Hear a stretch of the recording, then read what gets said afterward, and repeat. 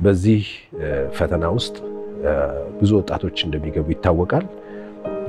ምናልባት የብዙ ወጣቶች ፈተናም ነው የዝሙት ጥያቄ። ታውቃላችሁ ወጣቶች በዝሙት ጥያቄና በዛ ዙሪያ በጣም እንደሚፈተኑ፣ ጎልማሳ ሲሆን ሰው በገንዘብ እንደሚፈተን፣ ደግሞ አረጋዊና ሽማግሌ ሲሆን በክብር እንደሚፈተን ይታወቃል። ስለዚህ ለዚህ ጥያቄ መልስ የሚሆነው ነገር አንደኛ እንደዚህ አይነት ሰዎች ወደ እግዚአብሔር መቅረብ ነው ያለባችሁ። መጸለይ በጣም ጥሩ። መጽሐፍ ቅዱስ ወደ ፈተና እንዳታገባን፣ ወደ ፈተና እንዳትገቡ ትጉና ጸልዩ ነው የሚለው። ወደ ፈተና ማታግባን ይላል የአባታችን ጸሎት አንደኛው ቨርስ ላይ እና መጸለይ ይኖርባችኋል። መጸለይ ብቻ አይደለም፣ የእግዚአብሔርን ቃል ማንበብ ያስፈልጋል። ሁልጊዜ በእግዚአብሔር ጸጋና ቃል መደገፍ አለባችሁ። ሶስተኛ ህብረት ማድረግ አለባችሁ። ከቅዱሳን ጋር ህብረት ማድረግ አለባችሁ። አብራችሁ መሆን አለባችሁ። ከእግዚአብሔር ሰዎች ጋር ሊያግዟችሁ፣ ከእናንተ ጋር የሚሆኑ በመንፈሳዊ ነገር ሊረዷችሁ ከሚችሉ ሰዎች ጋር አብራችሁ መሆን ያስፈልጋል። በመቀጠል ደግሞ አይድል አለመሆን። አሁን እንደዚህ አይነት ፈተናዎችን የምንሻገረው በጸሎት ነው፣ በእግዚአብሔር ቃል ነው፣ በወንድሞች ህብረት ነው። ሲቀጥል ደግሞ አይድል እንዳትሆኑ፣ ኢነርጂ ስለሆነ እሱን ኢነርጂያችሁን ዲስትሪቢዩት ማድረግ ያስፈልጋል። በንባብ፣ በስራ፣ በልዩ ልዩ በጎ አድራጎት ሊሆን ይችላል።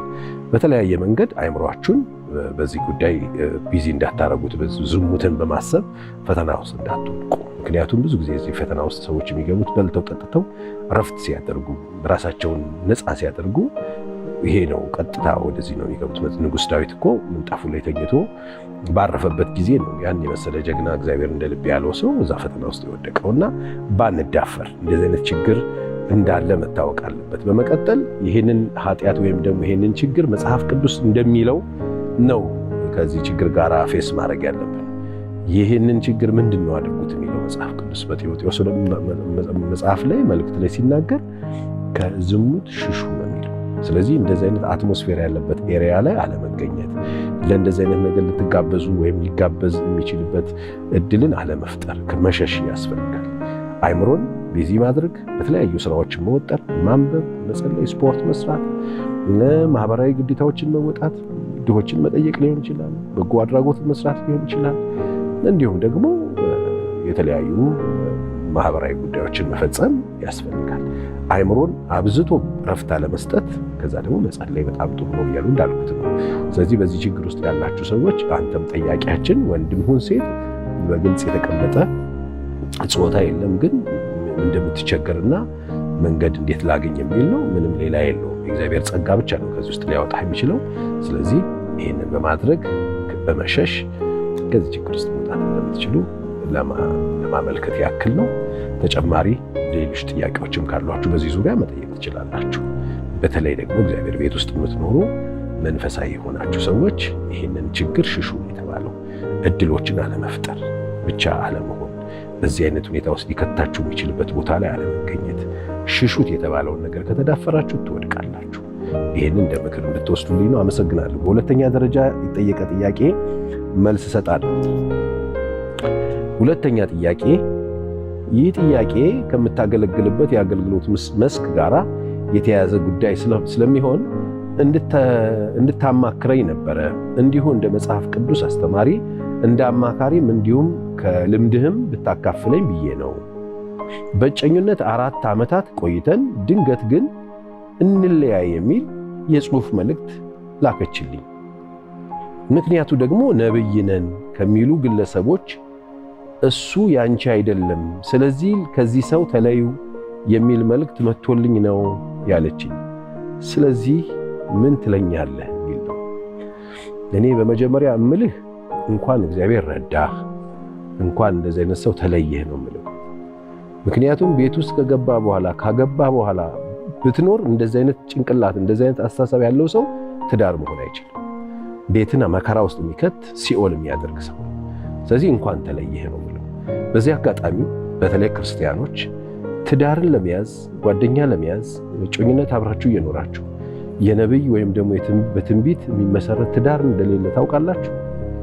በትንቢት ትዳር አይያዝም። በትንቢት ትዳር የማይያዝበት ምክንያት ደግሞ በትንቢት ከትዳር መውጣት ስለማይቻል። ስለዚህ በህልም በትንቢት የሆኑ ሰዎች የሆነ ነገር አሉኝ አሳየኝ በሚሉ ነገሮች ህይወትን ዘላለምን እግዚአብሔር የፈጠረው ተቋም ውስጥ እግዚአብሔር በማይደራደርበት ጉዳይ ላይ እንዲህ አይነት ቀልድ እንዳትቀልዱ። ስለዚህ በመጀመሪያ ደረጃ ይሄ አስተሳሰቡ ትክክል አይደለም። አንተ ጠያቂ እቺ ሴት ትዳር መሆን አትችልም በቃ በአጠቃላይ። ስለዚህ ምን ትለኛለህ ከሆነ እንኳን ደስ ያለህ፣ እንኳን እግዚአብሔር ለዚህ ያበቃ፣ ከዚህ ችግር ውስጥ እንኳን እግዚአብሔር ፈታህ ነው። በመቀጠል እንደዚህ አይነት ችግር ውስጥ እንዳትገቡ ክርስቲያኑ ወንድሞቼና እህቶቼ በትንቢት ትዳር ለመያዝ ወደዛና ወደዚህ እያላችሁ ያላችሁ ሰዎች እረፉ። በኋላ ዋጋ ትከፍላላችሁ። እግዚአብሔር ጉዳዩን የሰጠበትን ዓላማውን አታስቱት። የትንቢት ስጦታ እግዚአብሔር ቤት ውስጥ አለ። አዎ፣ የትንቢት ስጦታ ትዳር ማፈላለጊያ አይደለም። የትንቢት ስጦታ አንዱን ማጋቢ አንዱን ማፋቻ አይደለም። አሁን እውነት ነው በየሚዲያው የምናያቸው በጣም የተርመጠመጡ ደስ የማይሉ ከእግዚአብሔር ሕዝብ ጋር የማይሄዱ ነገሮችን እየተሰሙ ነው። ስለዚህ እቺ ሴት እኔ የእውቀት ችግር ነው ያለባት፣ አንተ ደግሞ ይሄንን መረዳት ያስፈልጋል። በእግዚአብሔር ፊት እንደ ቀጣይም ጓደኝነት ስትጀምሩ እውነተኛ ፍቅር በእግዚአብሔር ፊት ከጌታ ጋር መጀመሪያ ጤነኛ ግንኙነት ይኖራችሁ። ጌታን መጀመሪያ መውደድ አለባችሁ፣ ማረፍ አለባችሁ። ከዛ ኮሙኒኬሽናችሁ ጥሩ መሆኑን እርግጠኛ መሆን አለባችሁ። ያው ከጾታ ቀጥሎ የሚታየው ኮሙኒኬሽናችሁ ነው። ከዛ ደግሞ ተግባቦታችሁን ቫልዩ የምታደርጓቸው ነገሮች ላይ መነጋገር፣ እነሱ ነገሮችን መሰረት እያስያዛችሁ ከመጣችሁ በእግዚአብሔር ፊት የእግዚአብሔርን ሐሳብ መያዝ፣ እርስ በርሳችሁ ያላችሁ ቋንቋ መግባባት፣ ላንጉጃችሁ ላይ በጣም ጥሩ መሆናችሁ፣ እንዲሁም ደግሞ ለወደፊት ህይወታችሁን የምትሸልሙትን ሰው ከመረጣችሁ በኋላ ሌላ ሶስተኛ ወገን እዚህ ጓደኝነት ውስጥ አታስገቡ። በትንቢት የተጀመሩ ቤቶች በትንቢት ሊቀጥሉ ስለማይችሉ በእግዚአብሔር ሐሳብና ፈቃድ ነው ቤት የሚሰራው እንጂ በትንቢት አይሰራም። አመሰግናለሁ።